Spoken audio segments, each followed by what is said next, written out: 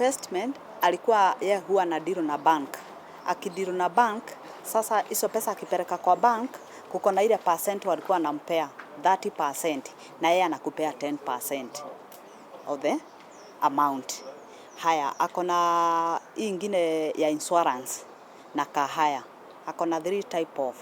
Kwa hiyo kampuni yake inajiita Imperial World Ventures. Iko Westland. Nikapeleka 400,000.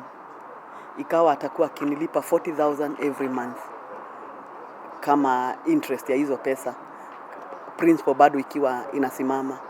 So ilifika mahali silipwi principal, silipwi interest. Sasa ikawa ni hivyo, tukamtafuta tukamkosa. Nilikuwa nimeinvest 1 million. We normally deal with even giving out money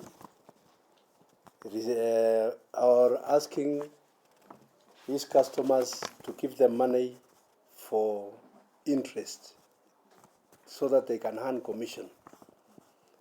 And most of them, or not even most of them, all of them which have received, they have never received even a single cent. And they have been conned millions of shillings.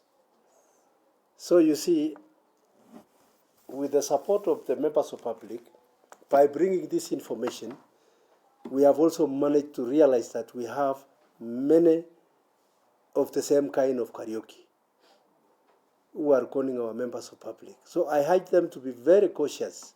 My unit is not going to free him until we take him to the court to answer the charges we are going to prefer.